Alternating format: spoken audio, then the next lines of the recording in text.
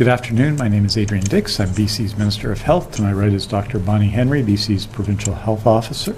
This is our COVID-19 briefing for Thursday, April the 15th.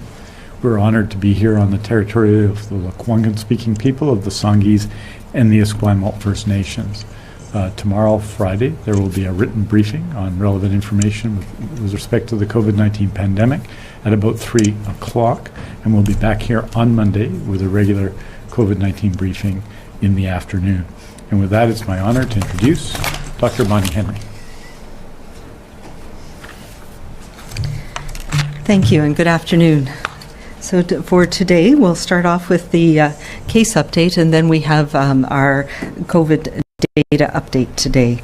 So today we have 1,205 new cases diagnosed in British Columbia, bringing the total number of people diagnosed with COVID-19 to 116,075. The new cases, 301 are in the Vancouver Coastal Health Region, 730 people live in the Fraser Health Region, 38 people are in Vancouver Island, 69 people are in the Interior Health Region, 66 people are in the Northern Health Region, and one is a new case in a person who normally lives outside of Canada. We currently have 10,052 active cases across the province, of whom 409 are now in hospital, 125 in critical care or ICU. There are 16,217 people under active public health monitoring and 104,331 who have recovered and are no longer infectious. We've had 3 new deaths from COVID-19 in the past day, bringing the total number of people in British Columbia who've died from COVID-19 to 1,524. As always, our condolences go to families and caregivers and to the communities who have lost loved ones. We have no new outbreaks to report and 7 active outbreaks now in long-term care, assisted living or independent living, and 5 in acute care centres. To quickly go through the vaccines, we've delivered 1,235,863 doses of all 3 of our COVID-19 vaccines in British Columbia. And today, anyone over age 55 is eligible to receive the AstraZeneca vaccine from pharmacies around the province, and people 64 and older, and Indigenous peoples are and people who have received their clinically extremely vulnerable letter can book appointments through our Get Vaccinated program. So let's move on to our data update for this month.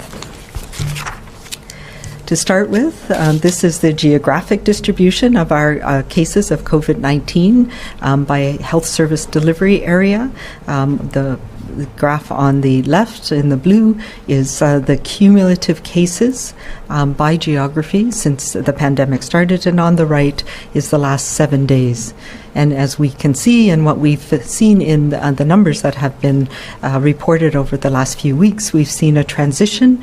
There are some areas that continue to have ongoing high rates of transmission, and in some areas we've seen different hotspots show up in the last few weeks. And this becomes more apparent when we look at it by local health area. And I know in some areas of the country, they use things like forward sorting area from the postal code. But for us, the local health area is an area that we understand where health resources are, and it's useful for us in understanding risks in the context of our health system.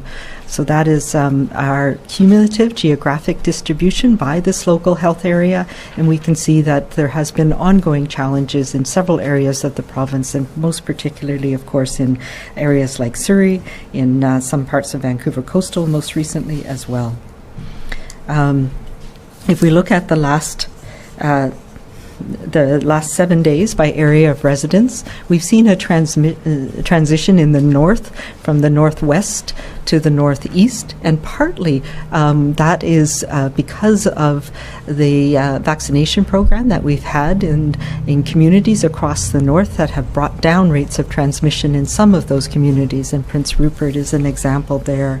we have ongoing challenges and high rates of transmission in many of the HSDAs in our local health areas in the Fraser region, particularly in and around Surrey and the Tri-Cities area. These next two plots are what we call dot plots, and I want to present these today to give you an idea of some of the data that we look at by geography on an ongoing basis and have been using to help us direct where we know transmission is happening in communities, but also our immunization and outbreak response programs. So this one shows the average daily rate of new cases per 100,000 population. So this is a rate of where we're seeing the most transmission in communities around the province for the week of April 7th to 13th. What stands out here, of course, is the local health area called Howe Sound, and that includes Whistler. And this was one of the pieces of information that we used to address the outbreaks that were happening in Whistler since January. And we've seen this rate fluctuate because of the outbreak measures that were taken there. And it is one of the things that we use that help drive the decision to provide immunization to workers in the community in Whistler. We've seen ongoing high rates of transmission in Surrey. That's something that's been steadily a high transmission area through most of the pandemic. And of course, you can see here that Peace River South, which includes places like Dawson, are showing up right now, as well as Windermere and Revelstoke in parts of the interior. The next dot plot is total case counts. So the two of these taken together give us an understanding of where rates of transmission are highest, but also the burden of COVID-19 in different communities. So these are two of the pieces of information that we have been using over the last months and weeks to try and direct particularly our outbreak response programs, and that includes things like rapid testing, having increased testing available in certain communities, and also now immunization.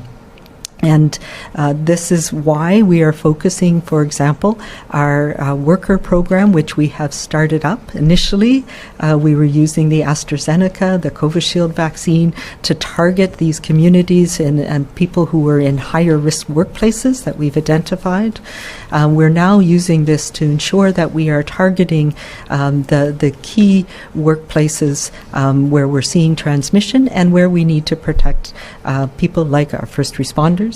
So we've seen transmission in Surrey, for example, and that's why we're focused on fire and police services starting in Surrey, starting in some of the other higher risk communities as well. And that will, over the next few weeks, and ensure that we're able to, by area of risk, provide vaccination to all first responders. We've also been using this type of data about where risk is greatest to target our school and childcare worker program as well.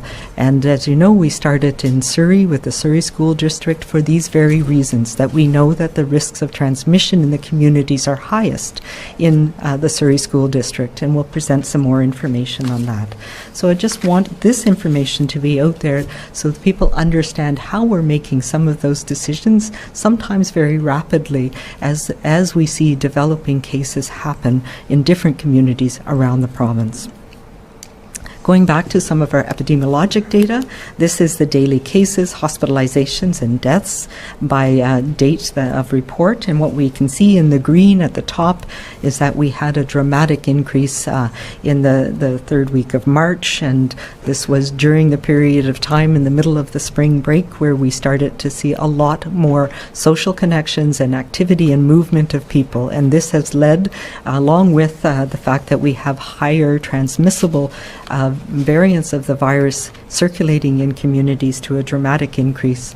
We are starting to see a slight blunting of that in the last week due to the actions that we took about 10 days ago. What is also concerning and a lagging indicator is the increase in hospitalizations that we've seen in the past 2 weeks.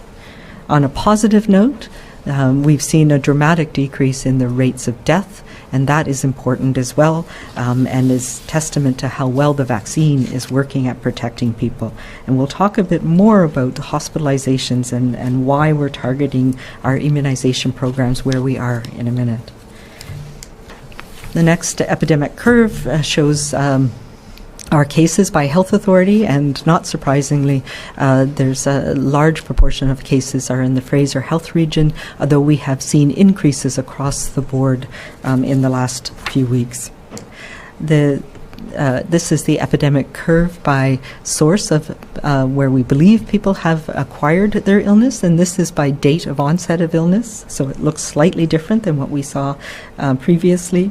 And as we can see, as we've had this dramatic increase in numbers of cases, it's been challenging to predict where people, or to determine where people were exposed to COVID-19. And that gives us also an indicator of broader transmission in the community. It's one of those things that we look at very carefully about if people are if cases are arising where we don't link them to a known case or cluster. And this is happening more commonly in the past 2 weeks. This is an important slide. It looks at our daily case count by age. And as we have seen and been talking about for the last few weeks, we've seen a dramatic increase, particularly in the 19 to 39-year age group.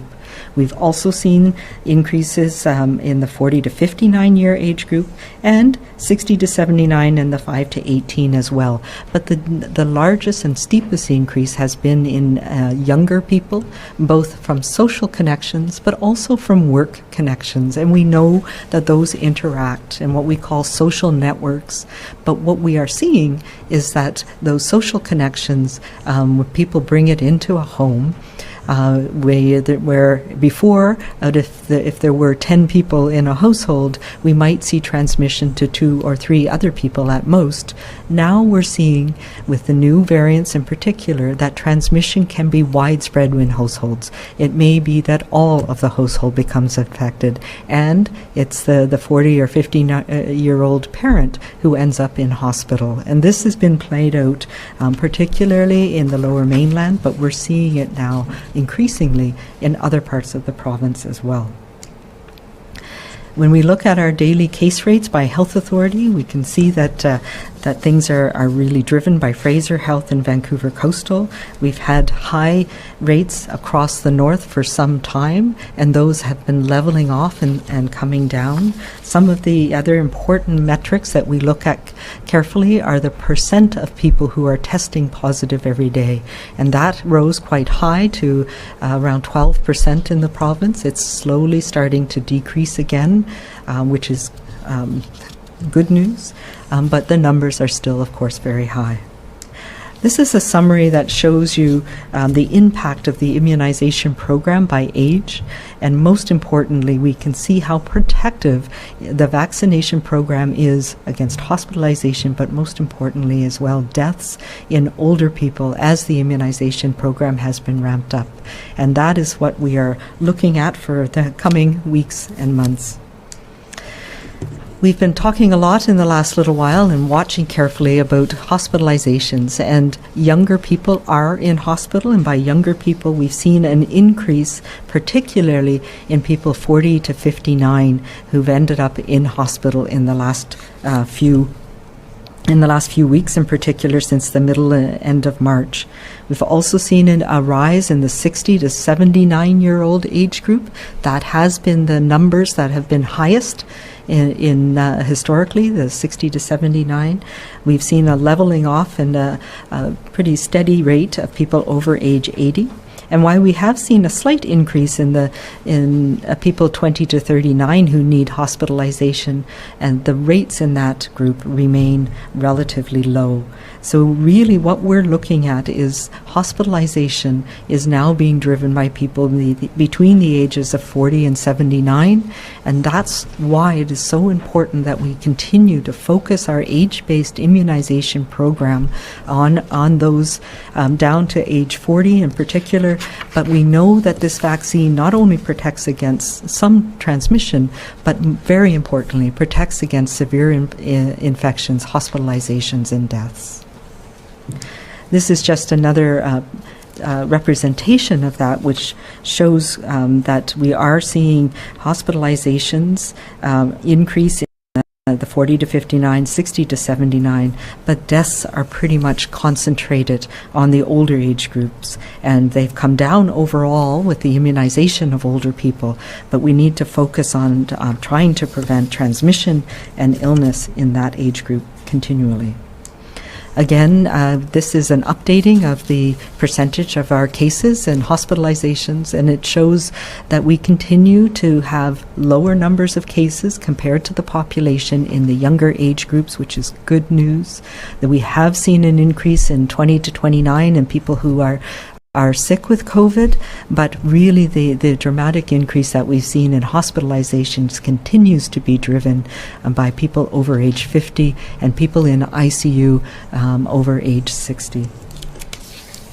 We've been adjusting our strategy around variants and their impact in our population, and I've talked about how we are going to be moving from presenting numbers out of context and including this in our surveillance reporting going forward. What we have here is just a representation over the last few months since variants were really became an issue that we needed to understand. We have been doing whole genome sequencing to confirm, so that's the only way to know for sure that a variant is one or the other. And we've had a number of tests that have been developed in different laboratories in the province that test for specific mutations. We now know that certain combinations of mutations are associated with certain of the variants of concern. In particular, we have a pretty good screening test now for B117, which is a large proportion of the variants that we're seeing causing disease in BC right now. So we no longer need to do whole genome sequencing on all of the people who screen positive for the B117. We will continue to do a sample of 5 to 10% of the ones who screen positive for that combination of mutations over time. And we will continue to look at all of the people who screen positive for the P1. And the reason for that is the types of tests, the screening tests that we have for other variants look for mutations that are common to many different variants. So you can't tell for sure if it's a P1 or a B1351 just by the screening test. So we'll continue to do whole genome sequencing on all of those so that we're not missing any new variants that come up that may be important in terms of transmission in the province. And we're going to now, we have moved now as well to doing a random sample of tests from around the province that are positive COVID tests from around the province and doing whole genome sequencing on those, so we have an understanding of what proportion of different variants we're seeing in different parts of the province and are able to detect if new ones of concern arise. As well, we'll continue to use our whole genome sequencing to help us understand outbreaks that are happening in different settings around the province, and that's been very helpful for us from the very beginning, as well as making sure that we're able to understand if people are getting sick after vaccination, whether there's a reason to be concerned about a specific variant. So that is our strategy for identifying and understanding what's happening with the changing viruses that are causing infection in British Columbia for the future. And what will show up is this type of information in our weekly surveillance summary that's posted on the BC CDC website every Wednesday morning. And this will give us an ongoing look at where we are in terms of variants across the province and which ones are causing most illness. And as you can see, looking at the week that ended on April 10th, we're up to just under 60% of cases in the province are likely a variant of concern versus the other types of other virus strains that are still causing infection. And so that's that green line. When we look at what ones were causing infections in British Columbia, the two that have a high transmissibility are P1 and B117 that are predominating, but it's not equal in every part of the province. And this gives you an estimation of, although it might be 50-50 almost, at a provincial level, by geography, what we're seeing is that in the Fraser Health region, the number of the percent of cases that are caused by a variant is slightly over 60%, and the majority of those are the B117. And the picture is slightly different in Vancouver Coastal Health, where we've had a number of different introductions of P1 and transmission chains in different areas of Vancouver Coastal. And in Vancouver Coastal, over 70% of new cases are caused by one of the variants of concern, and the most common one is the P1. When we look at other parts of the province, the proportion of variants causing illness varies and is much less, and it is varied primarily the B117. So this is the information that we are going to be using going forward to help us understand which types of the virus, which variants of the virus are causing illness across BC. I now want to give a little bit of information of some of the summary data that we've put together, focusing on Vancouver Coastal and Fraser Health, the largest school districts, to understand what's happening in our school settings over the past year. So this is an overall graph that shows on the top all ages, so people who've been infected with COVID-19, so that's the overall epidemic curve. And on the bottom in the gray is students between the ages of people between the ages of 5 to 18 years. What we saw on September 10th is the start of school, and then the two gray bars represent the winter break and the spring break that we've seen recently. In both cases, we saw an increase in cases in the community during those holiday seasons. Those holiday weeks, and particularly in the spring break that we've just seen in March, we saw an increase both in overall cases in the middle of that, as well as in cases in young people. And that, of course, has led to increased exposure events in schools when the spring break ended 2 weeks ago. Overall, we still have a relatively low infection rate amongst school-age children relative to their proportion of the population, and that's particularly true for ages 5 to 12, where it's still underrepresented. In the last few weeks, we've seen transmission in people ages 13 to 18, and that has caught up to the percent of the population. Other things that we watch very carefully, of course, are deaths and hospitalization in school-age children. We continue to see that school-age children are less likely to be infected with COVID. It's about 1 in 200 who require hospitalization. So again, a tenfold decrease from adults. So we have all along tried to find ways to understand in more detail the investigations that are done in schools. And so what I'm going to present is just an overview of two of the in-depth reviews that have been done. The first in Vancouver Coastal was done between September and December, so when school started last September up until the Christmas break. And the second, in a very similar way, was done by the Fraser Health Authority for schools in Fraser Health starting in January and ending with the spring break.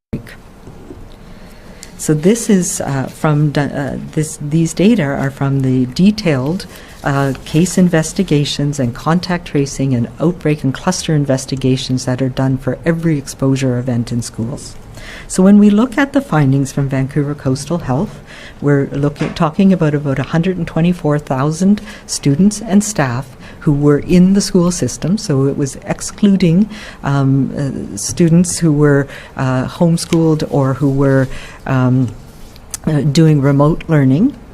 And we had 699 COVID cases amongst the students and staff that were participating in in-school learning. And 3/4 were in students and 1/4 were in staff. So less than 1% of the 124,000 students and staff who were in schools were cases of COVID between September and December. Of that 699, 55 were cases where people who likely acquired their COVID in the school setting.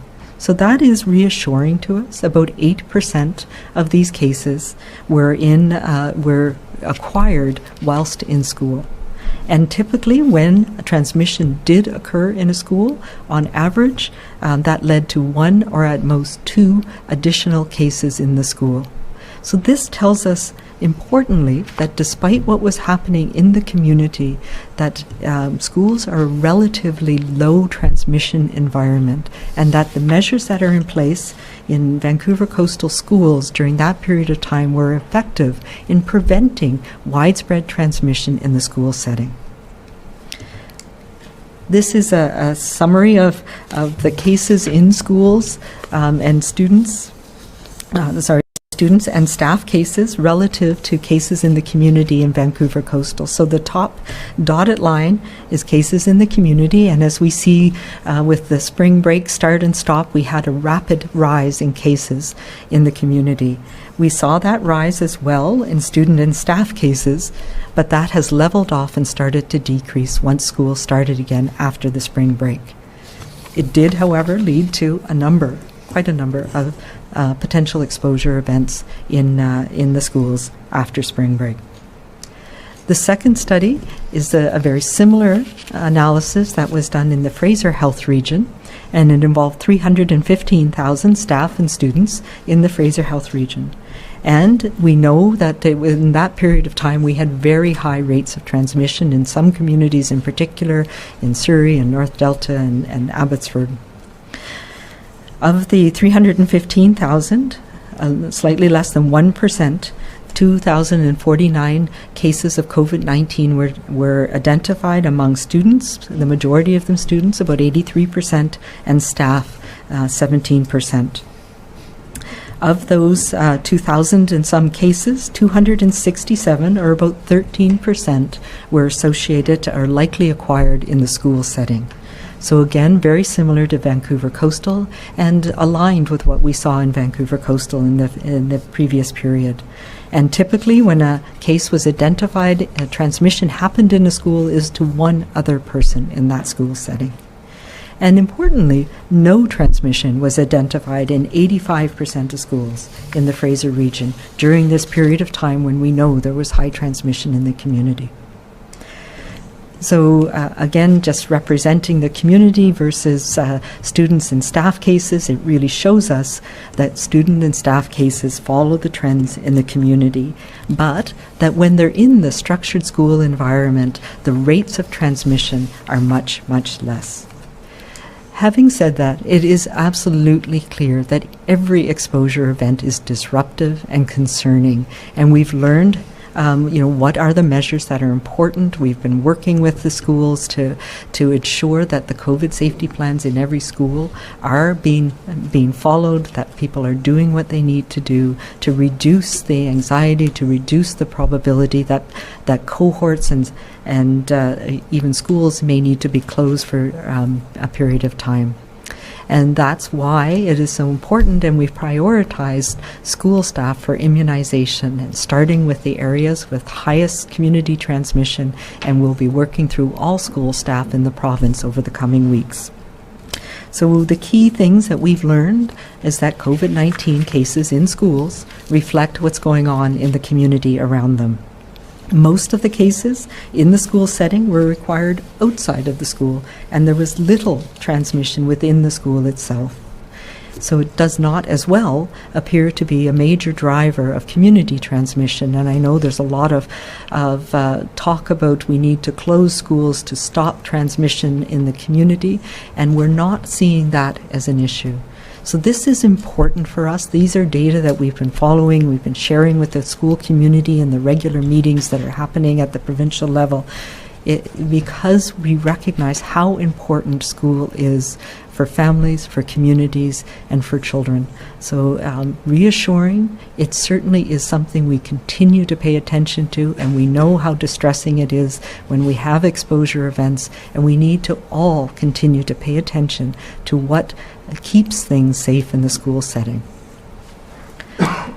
Finally, I want to update on where we are with a modeling that we look at on a weekly basis to help us understand what potential things could be happening in the future.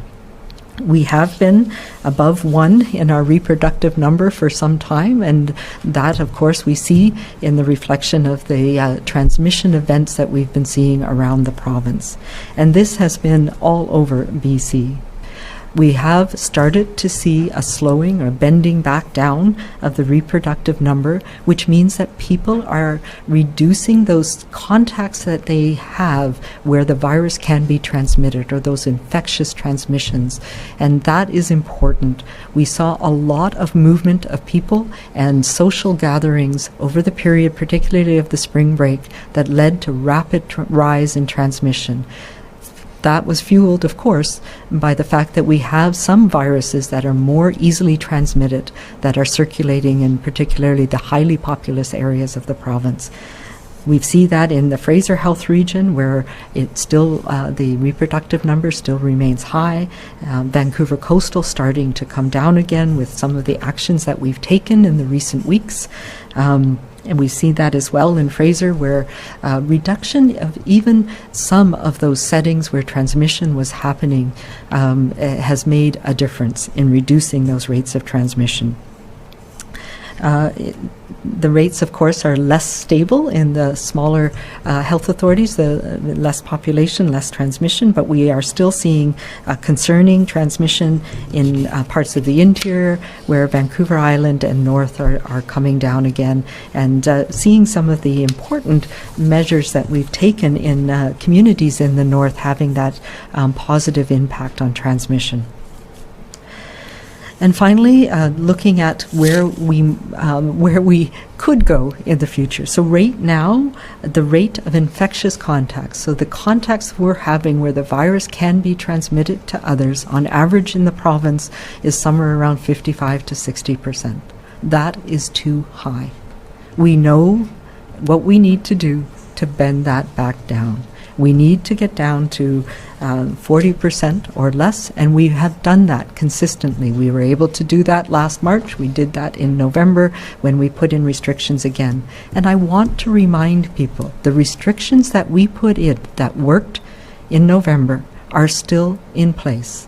And I think we've all felt this need to have some of those social interactions again, and perhaps a sense of complacency around those. We need to pay attention again. We want to be able to have interactions and connections, whether it's for work, whether it's for school, whether it's for those needed social connections, in a way that is safe. And that means following COVID safety plans in workplaces. And we are focusing on those workplaces where there has been transmission, where those COVID safety plans have broken down in some cases. And we know that part of what we need to do to break those transmissions is to shut workplaces for periods of time so that ongoing transmission to that next generation can't happen. As well, we know that that travel and traveling for social connections, for recreation, for vacation, for those social interactions are settings where we have seen transmission happen very rapidly and move back into communities. So now is our opportunity to take a step back again and get us through this next period of time as our vaccination ramps up once more. And we can see that it's not the same everywhere in the province, although we are all facing the same storm right now. And we need to make sure that we're all taking those actions to keep ourselves and our families and our communities safe. Finally, I'm just going to remind people that we do have our population health survey round 2 that is open, and please, we've had about 85,000 people who have responded, but this is your opportunity to tell us once again what are the things that are impacting you most here in BC. So together, all of the metrics that we've presented tell us some very important things. The people that you are seeing every day, whether at work, whether running errands, going for a walk, it's likely that without you or them knowing it, somebody in your community, in your connections, has COVID, may not be aware of it, and is potentially infectious. The more people you see, the higher that likelihood would be. Right now, we have a lot of transmission in communities across the province. So what does that mean? Even if we can see people outside our household, we shouldn't right now. And if we do, it needs to be the same small group of people. We know that outside is lower risk. It's not zero, but it is lower risk. So have that small group of people that you meet with, that you need to support you. Meet them outside. Keep your distance. If you're going to be in close contact, wear masks, even if it's outside. Each of us has less contact with people around us. We will all see that benefit. Even a small effort can make a big difference in our overall risk in the province. I know many, many people have been very diligent and committed to following the public health orders that we have in place. But we need now for all of us to get onto this path. And I want to thank people who are doing the right thing. But our future path is in our hands now. We know what we need to do. We need to stay close to home. We need to stay small. We need to stop those transmissions that are getting between that we're spreading between people and bringing it home to our families, our workplaces. We know that COVID-19 is a virus that's transmitted by people to people and to the people that we are closest with. This is our third wave, and we have done this before, and we can do it again. I'm asking everybody to do our part today, to remember that we have it within us to take these small sacrifices every day to get us through this next period of time. We are not alone in this fight anymore. We have vaccines on our side, but we need to buy the time to protect those people who are ending up with severe illness and ending up in hospital right now. We need to do that to protect our hospital system, to protect our friends, our families. And we need to remember that we need to do this in this most challenging of time by being kind to each other, by remembering that we all have the issues that we're dealing with in our lives, and we may not understand everybody's story, but we all know what we need to do today, and we will get through this storm together. Thank you.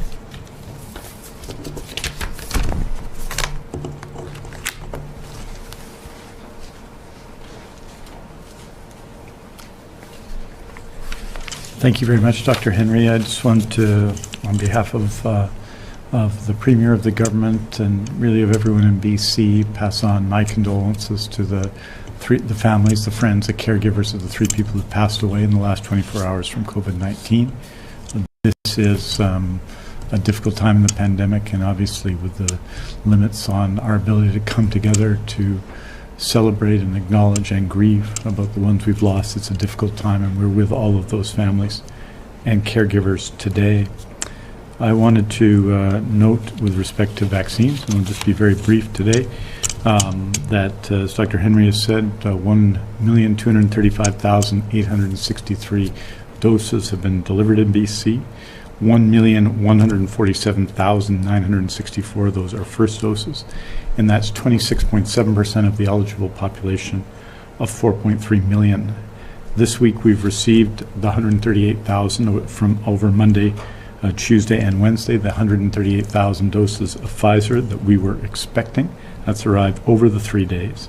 We also received this week 42,900 additional doses of the Covishield, the AstraZeneca vaccine. We have yet to receive this week, although we are hopeful about tomorrow to receive some, any of the 105,900 Moderna vaccines that we expected. To date, we've delivered 902,766 Pfizer, which is, just to put that in context, all of the vaccine that was provided, every single bit of it that came before Monday, Tuesday, and Wednesday of this week, and a significant portion now of that which we were provided this week. So we are up to date on Pfizer. We are down to approximately 30,000 doses of Moderna. We do have more AstraZeneca on hand, but I would note That's 78,632 doses of AstraZeneca have now been delivered through our pharmacy network. Yesterday was a record day with respect to the number of immunizations in BC and a record day of immunizations in pharmacy, and we are thankful to all of the teams and staff that have been part of that. I want to briefly update you. We'll have a more significant update on hospitalizations in detail for people in our briefing on Monday, but in terms of overall hospital occupancy, our base bed occupancy is 92.4% across the system, meaning 714 vacant base beds. Of our total beds, which includes base and surge beds, which are 11,939, we have 3,117 vacant beds. With respect to critical care, we have our base bed occupancy in critical care is 80.5%, meaning we have 105 vacant base beds. And in total, the total occupancy when base and surge beds are added, we have 780 total beds, and 339 of them are vacant, for an occupancy rate of 56.5%. We have at some sites touched some of our surge occupancy capacity, about 3% province-wide. And as all of you know, the challenge is not equipment. We have a considerable supply of ventilators, and we are not touching in any way our ventilator capacity or our bed capacity. But what it does happen, of course, is when we move into surge beds, it puts in significant additional pressure on staff, and that is, of course, an important question. I'd note as well that we do have, if you consider the COVID-19 cases and everyone in acute care hospital, we have, as of today, 8,822 people overall in acute care hospitals in BC. This is not a high level in comparison to pre-COVID times, but obviously with COVID-19, the pressure on our staff is considerable.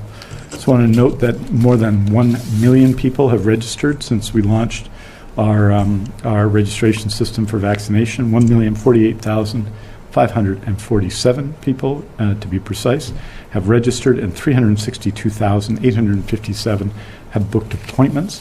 I want to encourage everybody, people who have not yet registered from 60 to 64, for example, people who have not yet registered between 50 to 60 in BC, to get on and to register, which will allow you to book an appointment at the earliest possible moment when an invitation is sent to you. In closing, I just wanted to say that it was 26.7%. Now over 1 in 4 of eligible British Columbians having had their first shot of a COVID-19 vaccine. We're going steadily in the right direction on the vaccination front, and our teams are doing an exceptional job. But we are not yet close to community immunity to keep us safe. It's still us and the vaccines against COVID-19, and for the vaccines to do their job, we must do our job to stop the spread. I think Dr. Henry made a very important point. We've had significant orders in place that were put in place in November, made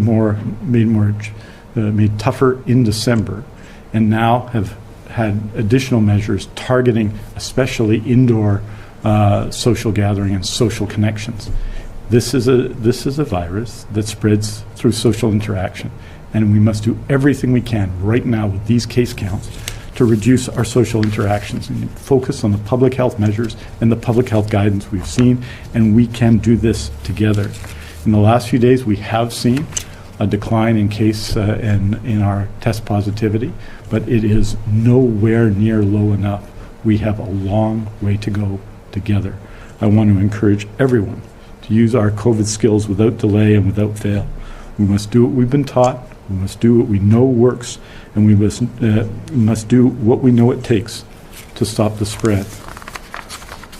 Aujourd'hui, nous annonçons 1205 nouveaux cas qui ont testé positifs pour COVID-19, pour un total de 116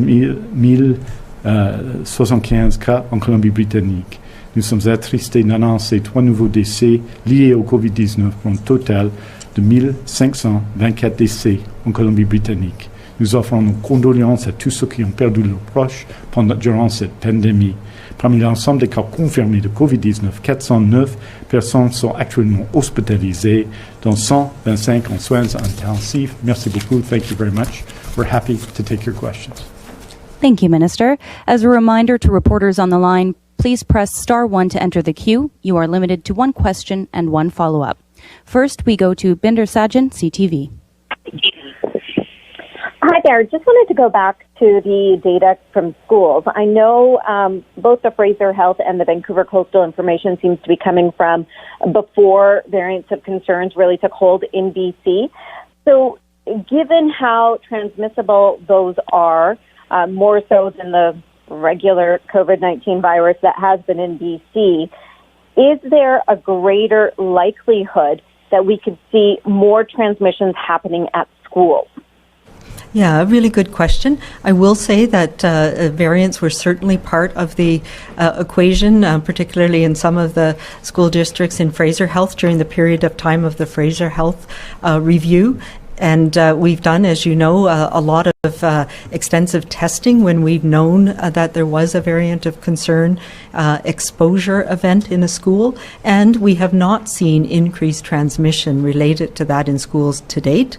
That is something we are watching. We are assuming, as I mentioned, that that any case is B117 now.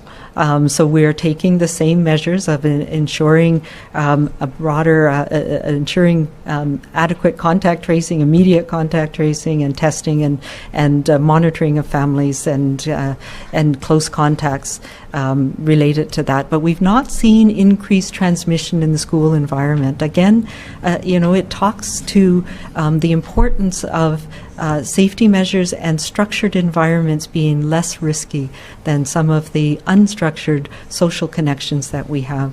But it is something that we're watching, obviously, very carefully. Binder, do you have a follow-up? Yes, and Dr. Henry, in BC, we've learned that hundreds of people have tested positive since having at least one dose of the vaccine. I'm wondering if you also happen to know how many people may have died after contracting COVID-19, even if they've had the vaccine, and, if that falls into your expectations. And just wondering, are you worried, or is the data showing you anything in terms of what does this mean possibly for second doses? Yeah, so obviously that is something we're watching really carefully, and we have linked information, linked data of cases and immunization that we're following on an ongoing basis through the BC CDC. And we have had, as you say, about last I checked, it was a couple of days ago, there were 400 and some cases of people who were 14 days post-dose 1 who developed COVID. So that is 0.07%. So a very low rate, which is good news. And that's probably an overestimate because people may have been in their incubation period before they had full benefit from the protection of the vaccine. But we want to be conservative on that. And we've had several dozen, it's in the 30s, cases of people who have tested positive, become for COVID at least a week after dose 2. So that's 0.04%. So very small rates compared to what we're seeing from similar communities or similar transmission events in the community where it's much, much higher. The protection is long-lasting and very good from the vaccine. That's great. I'm not aware of any deaths in people who have been immunized and developed COVID afterwards, but I have not had the latest numbers. I know that my colleagues in the immunization program at BC CDC are watching that on an ongoing basis. There was one death in a long-term care home after immunization in a person who was over 100 years of age. Next, we go to Richard Sussman, Global News. Dr. Henry, you mentioned we largely have the same restrictions in place now than we did in November and December when we started to see that curve go back down. But what we have now is variants. So what are we doing to factor in those variants in terms of overall spread of the virus? Yeah, so the thing we need to remember is the variants are more transmissible, but the things that stop transmission are the same. So it is about the number of people that we are in close contact with without using our protections. So that means indoor environments are riskier than outdoor environments.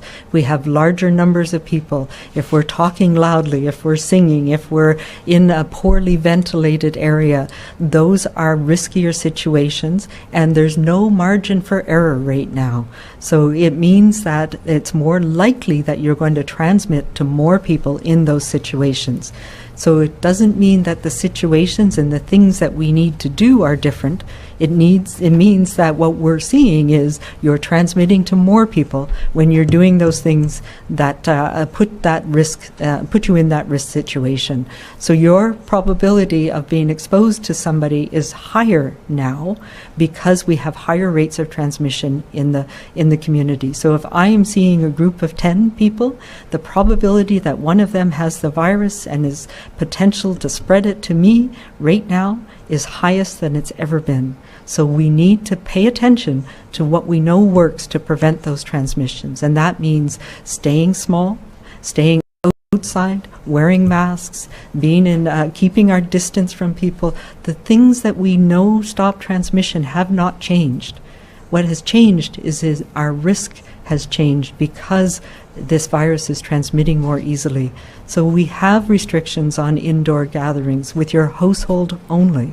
We have restrictions on numbers of people who can be in a business. We have COVID safety plans that work, but they need to be followed. And that's one of the reasons that we've put in place the protocols that we now have with WorkSafe so that we can target those specific businesses where this is happening and support them to prevent transmission.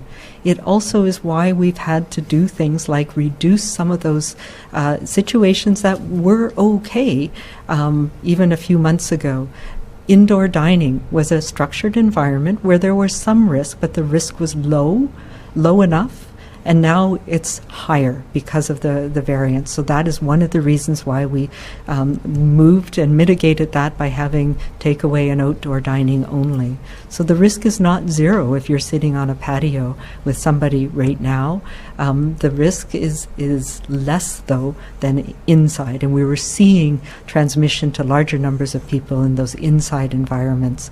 So it is the same things, but we all need to be doing them now. And really importantly, we saw a lot of people moving about. And then when we move about and have contacts with people in another place, we're bringing the virus with us and we're bringing the virus home with us. And that's where we saw spread of transmission across the province. Richard, do you have a follow-up?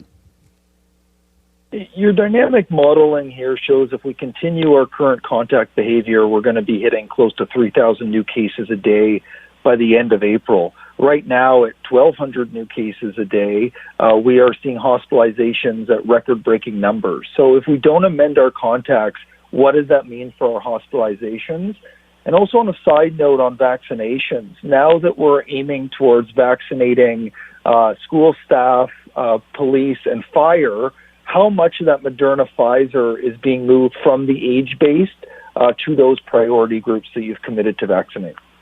Yeah, so in terms of hospitalization, yes, it's a lag indicator. So we know that as rates go up, 5% of 1,000 is more than 5% of 400. So we will see hospitalizations. And that's why the age-based program is so important, why we need to maintain the protection from vaccination for people down to age 40 in particular. But, they all converge at one point. And that's why we've been targeting the AstraZeneca that we have to anybody over age 55 to try and increase our protection in that lower of that age group. And in terms of, we have always had a parallel stream that we have used for outbreaks and for management of clusters and cases in different communities. So it is from that part of the stream that we're using to continue the worker program that we'd started. So it's a very small percentage, about 10% of the overall product. So It's using the AstraZeneca to supplement the age-based program, recognizing that we will all get there and we have more vaccine coming.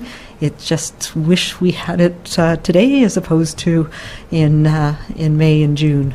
So it is a spacing out, and that's why we've had to do this by area of risk. So not every school, not every fire service will be done this week. They'll be done phased in over the next few weeks. Next, we go to Lisa Yusta, News 1130. Hi there. I was listening to the Ontario update today, and your counterpart, Dr. Baber Yaffe, saying that they are in a very dire situation. You mentioned that we're about a month behind Ontario. So are we doing enough here to prevent our very dire situation? Yeah, I think the comment I made about us being a month behind Ontario, that was in relation to the proportion of our cases that were variants of concern. So we're about 60% approximately right now. Ontario is about a month ahead of us, and they're much higher than that. So it was really only in reference to the proportion of variants of concern that we were seeing in our cases every day. We are charting our own pandemic, and we've said that from the very beginning. We've seen that across the country. There are different population dynamics. There are different population demographics.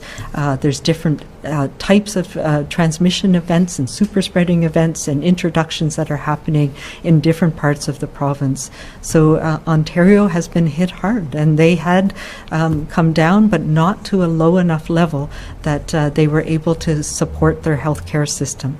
Obviously, we're watching that really carefully. We're looking at what we need to do here. And we presented our plan for our strategies for supporting our healthcare system back in September, and those plans are still in play. We're monitoring them regularly. We have the metrics that we are using.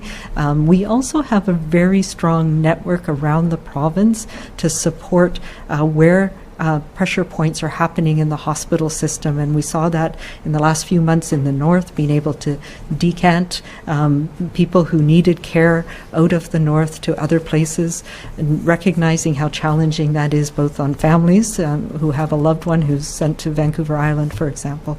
But yeah, this is something we're paying attention to in a huge way, and why we put in the restrictions that we put in, why we're focusing on the measures that we need to do in communities to prevent transmission, to reduce the risk of people needing hospitalization. So it's all looking at what we have and our networks and our supports and our healthcare system here.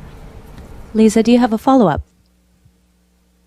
I'm going to try a double barrel here a bit. You mentioned the hospitalizations, and I'm just wondering what happens to hospitals if we keep increasing and we get closer to the couple thousand, 3,000 cases a day. And also, with all of this, does it mean that isolation instructions need to change? Like I know we've heard from parents and families saying, you know, when a kid is sick or a kid has to isolate, other people are able to continue going to work. Is that too risky now?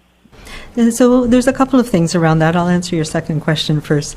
Yeah, we have had a lower tolerance for if somebody in the family is ill, because we're seeing it spread so rapidly in families, in particular in households, that yes, keep the children home from school if somebody's sick. Get tested. Make sure we know what is happening. And the case management contact tracers are doing that. So every situation is a little bit different. It depends on what you do for work, for example, what the risk might be.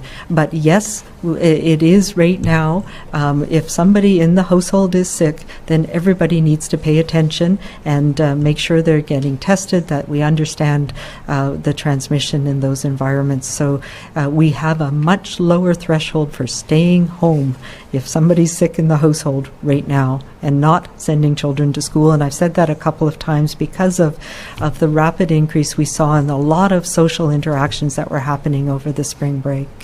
In terms of hospitals, the models give us a sense of what are the parameters that are most important going forward. It's not a prediction. It's not a prediction that we're going to have 3,000 cases next week. And we've not seen that happen in other models that have presented in the past. It helps us look at what are the things that we need to adjust and where we need to go with those. So, we've put in additional restrictions. People are paying attention, and we are reducing the transmission in our communities. We've seen that a little bit, and we are looking at the hospital plans across the province, and we'll be talking more about that on Monday in some detail. Next, we go to Daksh Panwar, Red FM. Hi, Dr. Henry. Thanks for taking my question. I was wondering, a lot of flights are coming from India, and India has a lot of infections, basically. There are a lot of cases of exposure on those flights also. Have you noticed any case of the variant, that the double mutant variant that is dominating that country, B617 variant? I can't answer that question off the top of my head. I know we have seen a number of different variants. I presented some of them last week, but I can get back to you on that one. I know it is concerning. We have a lot of flights that are coming from India. We have flights that are coming internationally, and we know that that's part of the federal government's quarantine initiative, and we are appealing to people to make sure that you support your friends or family if they're coming to visit you, to make sure they are quarantining appropriately, that they're isolating appropriately. We have a small proportion of our cases every day that are related to international travel. That's something that is always a concern. We know that flights need to come and go for a whole variety of reasons, but it is something that can lead to introductions of new variants, and that is why we've modified our surveillance strategy to make sure we can pick those up as well. Daksh, do you have a follow-up? Yes, I do. Thank you, Dr. Henry, for answering that question. My second question is, you had said that we are testing bamlanivimab in Surrey Hospital. So any update about that? I'm sorry, I didn't quite catch it. Something in Surrey Hospital? Bamlanivimab. Bamlanivimab. Yes. It's funny, I was just talking with the clinicians who were leading that study yesterday. It has been a challenge to enroll people into that study, but I know that they've got some and are working on that. I don't know the results off the top of my head, but it is being run by we have a critical care reference group that ensures that new investigational therapies and other therapies that are available are done in a way that we can understand their effect. And I know they've enrolled a number of people, but are having some challenges. Next, we go to Colton Davies, Radio NL. Hi, Dr. Henry. You said in your early comments earlier that we shouldn't see groups of people right now, and if we do, we should make it small. So I'm just wondering, why not amend the order then for outdoor public gatherings with up to 10 people? You know, as I said, it's about finding those ways to do it more safely. There's no zero risk right now. We're seeing this virus being transmitted in lots of places. But we know that the order is about indoor gatherings because those are the riskiest settings. I do think it's important for us to go outdoors, and I think all of us should be going outdoors every day and making sure that that's part of how we keep ourselves together through this never-ending pandemic, it seems. But yes, it's an opportunity for people to have those important social connections in a way that reduces the risk, but it should be the same small group of people that you can meet outdoors, keeping your distance, and if you're closer together, wear a mask. Colton, do you have a follow-up? Yes. With the modeling today, it shows clusters of COVID-19 in workplaces in primarily the Lower Mainland. It doesn't show interior health, northern health, or island health, and I know you've made clear that the risk of the virus applies everywhere in BC, so I guess the point of my question is, can you explain the extent of COVID-19 clusters in workplaces within Interior Health? Yeah, and this is some data that will be available on the publicly posted on the website, and we had an opportunity to discuss some of it earlier. And it really is a question of the data that we had. So the focus of the workplace task group with WorkSafe BC and with the public health teams was on the Lower Mainland. So that the data reflects what was collected in Fraser Health and Vancouver Coastal. So it has not been collected systematically in other parts of the province, but yes, it is happening, and we know it's happening in the interior. We're seeing clusters in workplaces, particularly in the urban areas where workplace risks are slightly different, where there's more people, and that's why things like the indoor dining restrictions apply across the board in the province. The numbers of workplace outbreaks and clusters are much smaller in areas outside of the Lower Mainland, with the exception of some of the large industrial complexes and mining complexes, both in the interior but particularly in the north. Next up, Moira Whiten, Tyee.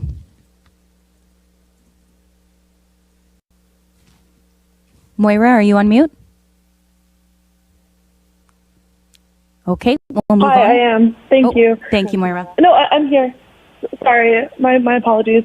Dr. Henry, we've seen some modeling from experts released yesterday that we're going to overflow hospital capacity if BC remains on the trajectory you outlined today of reaching about 3,000 cases in the next month or so. What is the province doing, why is the province not doing more to reduce the social gatherings, to reduce the travel that we're seeing fuel transmission around the province? Yeah, so I think that's, researchers and modelers are looking at some of the data. They don't factor in necessarily the fact that we are seeing some impact of the measures that have been put in place. But the conclusions that they have are very similar to what we've presented, and we take their models very seriously, but they are just that. They're models. They tell us what are the important factors that we need to look for. They're not trajectories, they're not predictive. And we also need to put that in the context of what are the measures that we know are feasible and effective in our communities and that will work. So yes, we have said absolutely you should not be traveling now. And I said neighborhood the other day, but you need to stay in your local community. Go outside, but go outside in your own community. Traveling is what spreads the virus and what leads to transmission events and chains of transmission that move around the province, and we've seen the impact of that. Those are important things to pay attention to right now. We have orders as well around indoor gatherings. We've had restrictions in workplaces. Those are having an effect, but we cannot let up right now.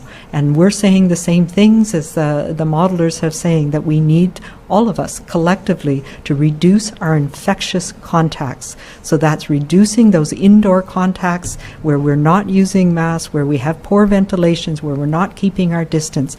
That is something we all need to do right now. Moira, do you have a follow-up? I do, thank you. And as you noted, Dr. Henry, a lot of the restrictions that are affecting people's day-to-day lives in terms of social gatherings have been in place since November.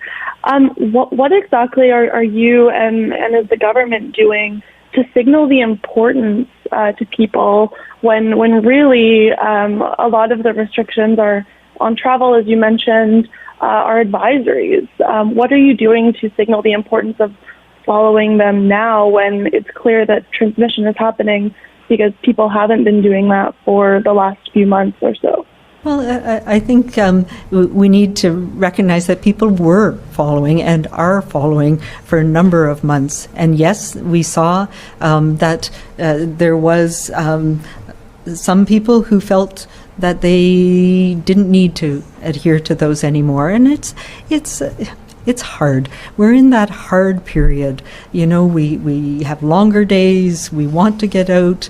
It's hard that we're going through this again. I think for a lot of people, it's that sense that this is never ending, and we need to, we have this sense of denial or acceptance of things, but it is a wake-up call to us in this last few weeks that these things are important. We're seeing it now affecting our healthcare system. We're seeing it affecting families and communities, and the impact across the province. We look at places like Whistler, we look at places like Prince Rupert. This is a different game right now. The restrictions, this concept that we're in the end game and we can let things go and we can make exceptions for ourselves are things that we all need to pay attention to again. We know that we can stop this virus. We know that we have things like vaccines on our side, so that the end is coming, but we're not there yet. And we're going to see the impact tragically on the people we're closest to if we don't pay attention to it now. And I'm not sure who was it that said that hard things are hard, and right now it's hard. Right now it's hard, but we need to regroup. We need to remember that we are in this storm together, and that we still have a ways to go together. We have time for one more question. For everyone listening, Dr. Henry and Minister Dix will release a statement this afternoon with the latest information on cases, hospitalizations, and outbreaks, which you can find at news.gov.bc.ca. For the last question, we'll go to Tanya Fletcher, CBC News. Dr. Henry, looking at the data on workplace clusters, it's clear in Vancouver Coastal that restaurants are the overwhelming driver. But if that's just looking at staff, since it's workplace clusters, how much of that risk is reflected among patrons too? As in, can you explain how this data drove your decision to close indoor dining? Was it as much for staff as it was for customers themselves eating at the restaurant? Yeah, it was a little bit of both, and that's the more qualitative part of the data that's not reflected in numbers. So the investigations that people were doing, and a lot of that is, restaurants, bars, pubs in Vancouver, but also in Whistler and in the Vancouver coastal area. Also a large part in Fraser Health. So it was a combinations of things, and consultation with the restaurant associations. People were following COVID safety plans and were adhering to them, and they were working. But now we started to see a lot more of interactions where people were pushing the limits and not wanting to do what people asked them to do. And we saw that in certain communities, and in those places we saw a lot of transmission both between staff and patrons and between staff and their households. So the social connections that people have spilling over into workplaces, spilling over into people who were in those workplaces in the restaurant sector and pubs and bars. And, it is unfortunate, and I hear from people who work in those industries, people were doing their best, and in some cases it became very challenging. And yes, staff people were becoming ill, and people were pushing the limits, not wanting to limit it to 6 people to a table, wanting to get together and congregate at the end of the night. So and with the introduction of more transmissible viruses that were causing infections, suddenly those little bits of leeway that we had were no longer able to protect people, and we saw lots of infections in some related to some of those networks in the indoor settings. So yes, that was one of the main reasons why we stopped those settings, to move them outdoors. Same thing with gyms and fitness centers. Things that had been working quite well in many places were being taken advantage of in some places, but we started to see across the board increased transmission from some of the group activities that were happening in those settings. Tanya, do you have a follow-up? Yes, please, and if we could get an answer in French from Minister Dix as well, thanks. You've cited the data today showing, why it's so important to do mass community vaccinations like in Whistler and Prince Rupert. Surrey continues to see high transmission. So what plans are underway to tackle Surrey as a hotspot? Has the main deterrent so far been its sheer size? And what's your message to people wondering when they'll be prioritized there? Yeah, so we have been prioritizing, absolutely making sure that the immunization programs in Surrey are being targeted to those populations in neighborhoods that are most at risk, and Fraser Health is continuing to work on that. What we've been looking at is looking at the case rates by neighborhood and the immunization rates by neighborhood, making sure we're trying to optimize everybody who's eligible to get into the clinic, and I'm looking to community groups to support us in this. I know Fraser Health has been reaching out to many, help us get people over age 55 and 60 in to get their immunizations. We've been connecting with different groups in different parts of Surrey to make sure that we have the right language information for people, that we have leaders in those communities to support people to get out and be immunized. And yes, that's why we've started first with a number of the worker programs, and we've had, again, outbreaks and other clusters that we've targeted with outbreak management that includes immunization. So there is and will continue to be a focus, but the other part is also true. We cannot do a city, the population of Surrey all at once. We just don't have the vaccine, and we need to be able to address people at risk all over the province. But it is the most challenging area right now for sure. And this is where people who are leaders in your community can support each other to get out to the immunization clinics.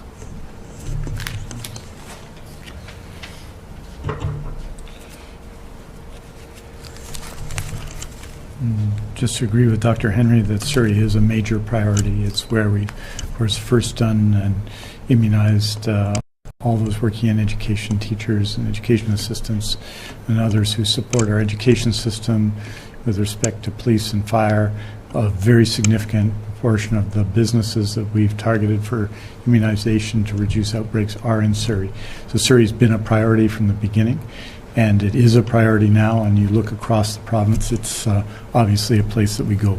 Surrey, c'est une grande priorité de nos efforts de vaccination partout dans la province.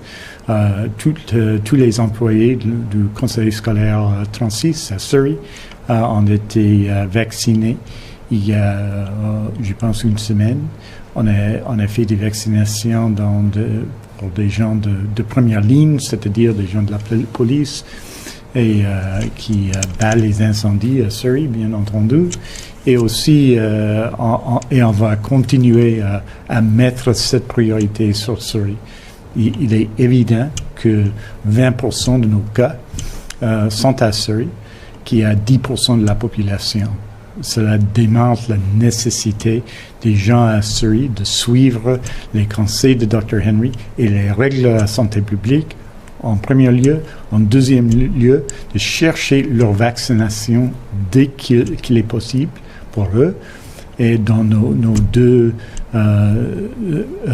fleuves de vaccination qu'on fait maintenant, celui de l'âge et celui d'AstraZeneca dans les pharmacies. Donc, il faut que tout le monde à Surrey se joint à notre combat contre le COVID-19. C'est une grande priorité dans la province et ça va continuer à l'être. Merci beaucoup. Thank you very much. Thanks, everyone. That's all we have time for today.